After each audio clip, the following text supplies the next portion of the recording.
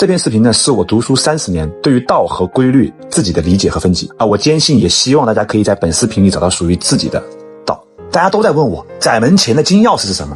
它是后天规律，先天规律是不可撼动、自然而然的，它与人类的行为毫无关系。后天规律是我们人类人为总结出来的，被我强行分为4个类：天心道类、无心鬼类、凡心术类和大众理类。先说低级的数类规律，数的第一大特点就是解决一个问题一定会制造一个更大的问题。处于这个层面的人总觉得自己比别人聪明，往往看得懂数却瞧不上数，不执行数。比如曾国藩说，众争之地勿往，久立之事勿为。如果大家都去炒股就别去，这是标准的凡心术类。能知的人很多，行到这一步的人在世俗间也算是高人了。鬼类规律往往非常残酷，反人性，大部分人都不可见。残酷一点，父母对子女的爱远远大于子女对父母的爱，是因为父母在子女身上付出的太多了，他贪心，不愿意付出，得不到回报，就类似于股票被套得很深了，不能割肉了。这种深深的套演化出了深深的爱。再说一个更残酷的，现在有一个手枪，里边有一颗子弹要射向你的女儿，给你1个小时的时间考虑，没有人能看到你做的一切，你不会帮你女儿挡这发子弹。我知道现在你们正在编辑评论否定我，但是你们现在的行为，这就是无形轨道的第一大特点，几乎没有人愿意承认，也没有人愿意面对人世间真正的来自于内心的恶。知无形轨道者得人心本质，行无形轨道者百步人心。我在19岁入轨道，我可以按照我自己的意志去安排我周围的人的矛盾、欢乐、悲伤，而我自己也乐在其中。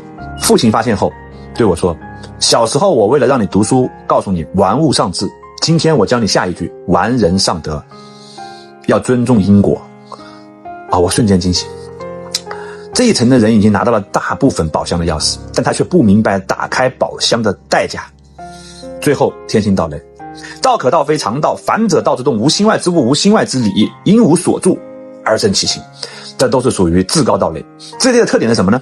苦涩难懂，但它能让你打开更多的几乎所有的箱子，但同时也能让你明白打开这些箱子的代价，发现去往窄门的那条路。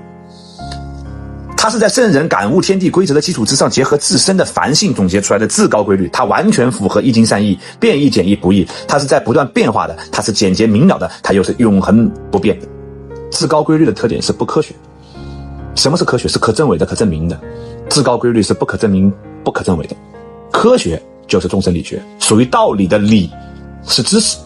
比如我们如何完成视频5秒完播率的道理，森哥和大蓝都可以教你们，这是科学的。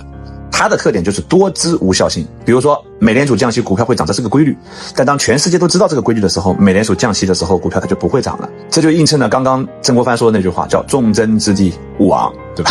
那么大家看完整个视频之后，我自己瞎琢磨的这个体系里边，你自己处于哪一个位置，你能够定位出来吗？